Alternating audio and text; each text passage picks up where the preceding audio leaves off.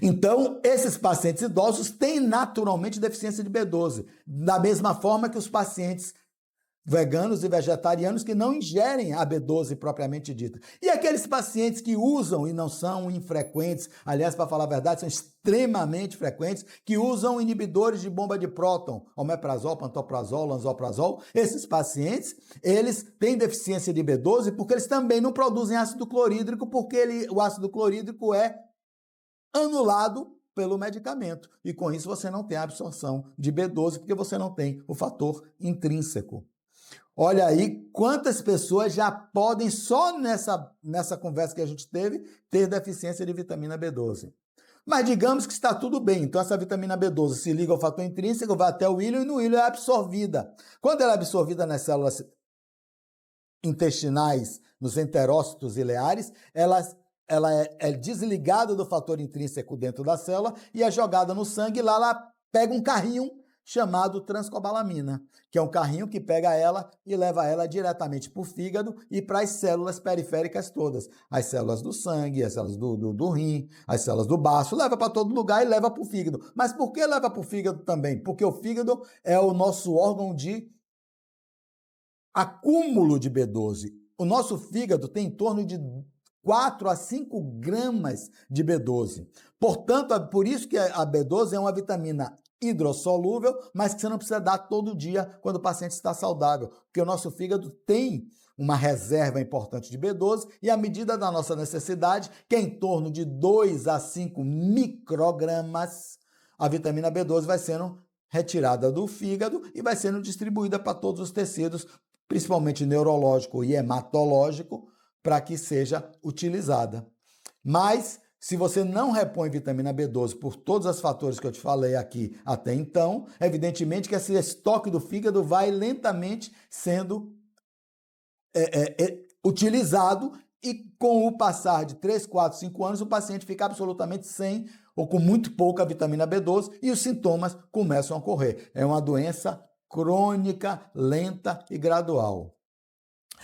Então a vitamina B12 ela vai para os órgãos, vai para o sistema nervoso central, fazer a bainha de mielina, vai para os órgãos todos, vai para o sistema hematológico, produzir as hemácias saudáveis e vai para todos os outros órgãos, para o DNA das células, para que esse DNA seja metilado e esse DNA metilado funcione adequadamente sem produzir proteínas inadequadas. Da mesma forma que nessas mesmas células, ela vai para a mitocôndria para poder facilitar a formação de ATP pelo ciclo de Krebs. Você veja como, outra coisa que pode acontecer, isso a gente não pesquisa geralmente, são defeitos genéticos, polimorfismos que nós possamos ter, em que nós não tenhamos uma transcobalamina funcionando direito, você não vai ter o funcionamento. As enzimas que fazem com que a vitamina B12 se junte com a vitamina B9 e a partir daí ela, como cofator, faça a metilação ou faça a arrumação do DNA para que ele possa se dividir e as células vermelhas se reproduzirem e replicarem, isso pode não acontecer se nós tivermos também polimorfismo genético com alteração de enzimas que influenciam o metabolismo da vitamina B12, como são várias que existem. Então, se você tem alterações absortivas ou alterações de polimorfismo genético, você pode ter deficiência de B12. Aí você pode me perguntar, muito bem, como é que a gente dá o diagnóstico da deficiência de B12?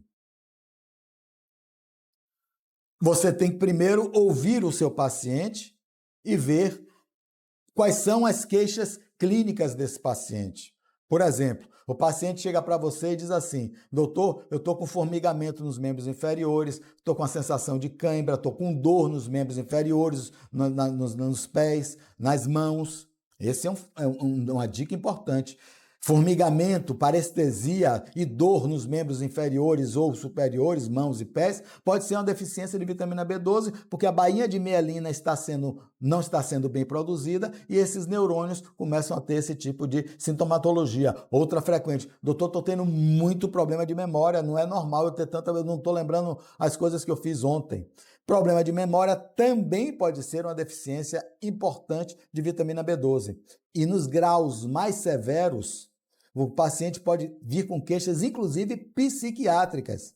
Redução da cognição, queixas de depressão e ansiedade. Isso também pode ser decorrente da falta da vitamina B12. Sem falar das queixas típicas da anemia, e como qualquer anemia, as queixas típicas são fadiga, cansaço e indisposição. Então, um paciente que tem uma deficiência importante de vitamina B12 vai vir para você com queixas de fadiga, cansaço, indisposição, perda de memória, depressão, ansiedade, dores nas pernas, sensação de formigamento nos pés, formigamentos nas mãos.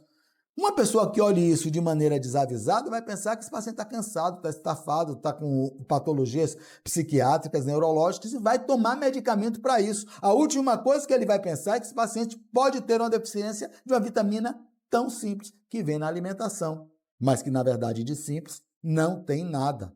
Então, quando você pega um paciente com esse quadro clínico, você tem que pensar na deficiência de vitamina B12.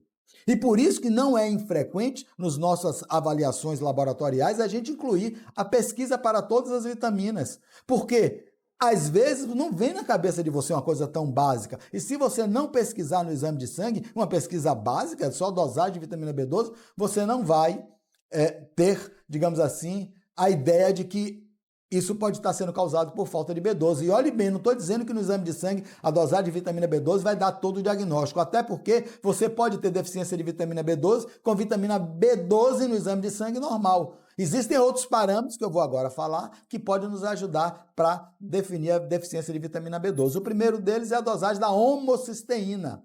A homocisteína é uma molécula altamente inflamatória, aumenta o risco de infarto, de AVC, de câncer, de trombose, pessoas com hiperhomocisteinemia, que eu reputo como muito mais, nem se compara, séria, do que aumento de LDL e colesterol, até porque ela piora, ela aumenta o risco do LDL e colesterol se depositar nos vasos, porque ela é inflamatória. Então, a hiperhomocisteinemia, por ser uma molécula inflamatória, causa trombose, câncer, infarto, AVC, câncer. Mas essa molécula ela é diretamente ligada ao metabolismo da vitamina B12, porque a vitamina B12 é responsável por transformar essa homocisteína em metionina, um aminoácido fundamental na produção do metil, do radical metil.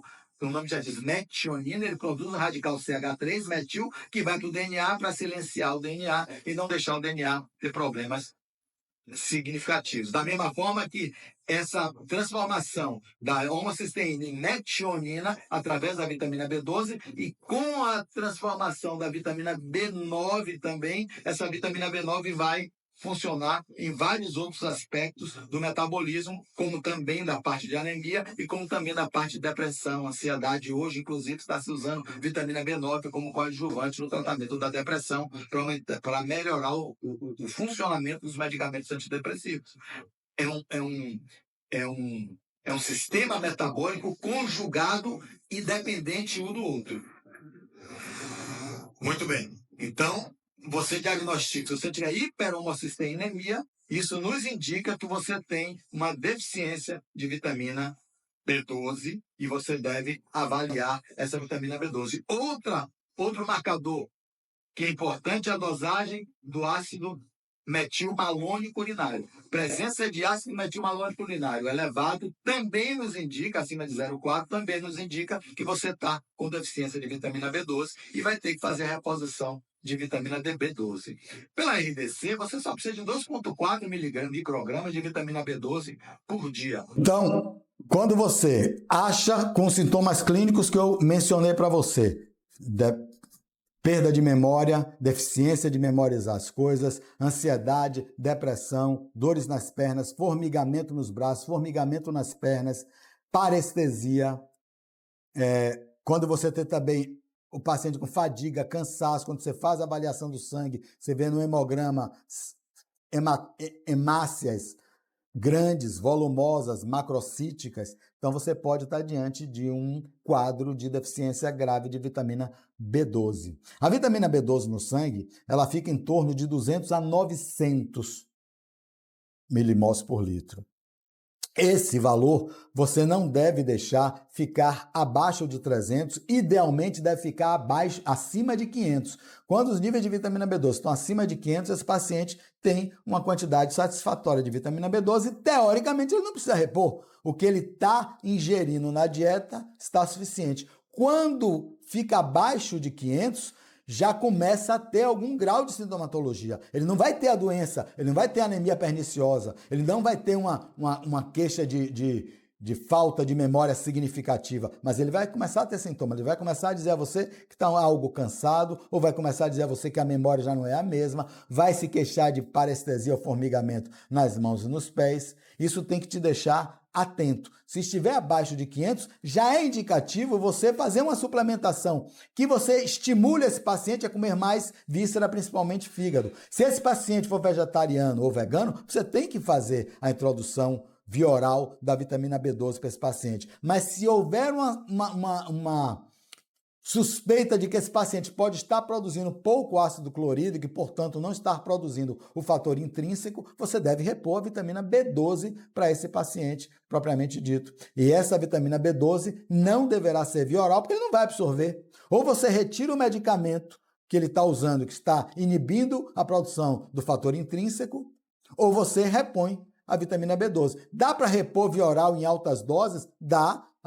Vai haver uma absorção muito pequena, mas só com o tempo e o acompanhamento sérico e pelo ácido metil malônico e pela homocisteína, nós vamos ver se essa vitamina B12 normalizou. Mas, de forma geral, você tem que fazer a reposição oral, e se a reposição oral não tiver resultado, é recomendável que você faça a reposição parenteral, que com a vitamina é uma vitamina hidrossolúvel, pode ser tanto intramuscular como endovenosa. As dosagens de reposição oral da vitamina B12 costumam ser em torno de 1.000 microgramas, 1 miligrama a 2 miligramas por dia. Você deve usar por um período de 3, 6 meses e avaliar se essa vitamina B12 subiu acima de 500. Se a homocisteína normalizou, valores de homocisteína ideais são abaixo de 9. Se ela estiver normalizada para valores abaixo de 9, muito bom, é sinal de que está respondendo. E se tiver uma redução urinária do ácido metilmalônico. Esses são os exames que a gente costuma fazer e nós devemos dosar isso em todos os pacientes que têm aquela sintomatologia. Em tendo deficiência abaixo de 300 ou até abaixo de 200, que é muito frequente achar, a gente tem que fazer imediatamente a reposição, principalmente se o paciente estiver sintomático.